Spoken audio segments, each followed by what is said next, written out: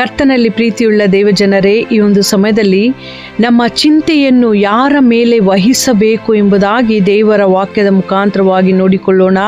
ಕೀರ್ತನೆಗಳು 37ನೇ ಅಧ್ಯಾಯ 5ನೇ ವಚನದಲ್ಲಿ ನಾವು ನೋಡುವಾಗ, ನಿನ್ನ ಭೂಯಾತ್ರೆಯ ಚಿಂತೆಯನ್ನು ಯೆಹೋವನ ಮೇಲೆ ವಹಿಸಿಬಿಟ್ಟು ಭರವಸದಿಂದಿರು, ಆತನೇ ಅದನ್ನು ಸಾಗಿಸುವನು ಎಂಬುದಾಗಿ ಬರೆಯಲ್ಪಟ್ಟಿದೆ. ಪ್ರಿಯ ದೇವಜನರೇ, ಈ ಒಂದು ಸಮಯದಲ್ಲಿ ನಾವು ಈ ಭೂಲೋಕದಲ್ಲಿ ಜೀವಿಸುವಾಗ ನಾವು ಪ್ರಯಾಣಿಕರಾಗಿದ್ದೇವೆ. ಈ ಯಾತ್ರೆಯಲ್ಲಿ ಅನೇಕ ಚಿಂತೆ, ಹೋರಾಟಗಳು ನಮ್ಮ ಜೀವಿತದಲ್ಲಿ ಬರುವುದುಂಟು.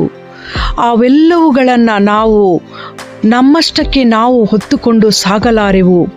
ನಮ್ಮ ತಂದೆಯಾದ ದೇವರ ಮೇಲೆ ನಮ್ಮ ಎಲ್ಲ ಚಿಂತಾ ಭಾರವನ್ನು ನಾವು ವಹಿಸಿ ಬಿಡುವಾಗ, ಆತನ ಹಸ್ತಕ್ಕೆ ಸಮರ್ಪಿಸಿಕೊಡುವಾಗ ಮತ್ತು ಆತನ ಮೇಲೆ ಭರವಸದಿಂದಿದ್ದು ಕಾದಿರುವಾಗ ಆತನು ಎಲ್ಲವನ್ನ ಸಾಗಿಸುವವನಾಗಿದ್ದಾನೆ.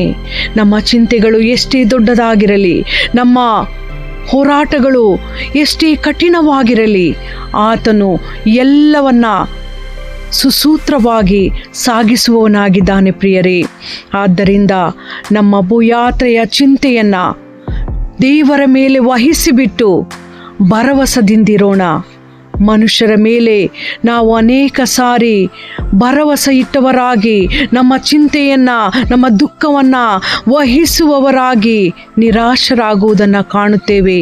ಆದರೆ ದೇವರ ವಾಕ್ಯದ ಅನುಸಾರವಾಗಿ ನಮ್ಮ ಭೂಯಾತ್ರೆಯ ಚಿಂತೆಯನ್ನು ನಮ್ಮ ತಂದೆಯಾದ ದೇವರ ಮೇಲೆ ವಹಿಸಿಬಿಟ್ಟು ಆತನಲ್ಲಿ ಭರವಸದಿಂದಿರುವಾಗ ಆತನೇ ಅದನ್ನು ಸಾಗಿಸುವವನಾಗಿದ್ದಾನೆ. ಈ ರೀತಿ ನಮ್ಮ ಚಿಂತಾಭಾರವನ್ನು ನಮ್ಮ ದೇವರ ಮೇಲೆ ವಹಿಸಿಬಿಟ್ಟು ಆತನಲ್ಲಿ ಭರವಸದಿಂದಿದ್ದವರಾಗಿ ನೆಮ್ಮದಿಯ ಜೀವಿತವನ್ನು ಜೀವಿಸಲಿಕ್ಕೆ ದೇವರು ತಾನೇ ನಮಗೆ ಸಹಾಯ ನೀಡಲಿ. ದೇವರ ಈ ವಾಕ್ಯ ನಮ್ಮ ಆತ್ಮೀಯ ಜೀವಿತದ ಲಾಭಕ್ಕಾಗಿ ಉಪಯೋಗವಾಗಲಿ. ಆಮೇನ್.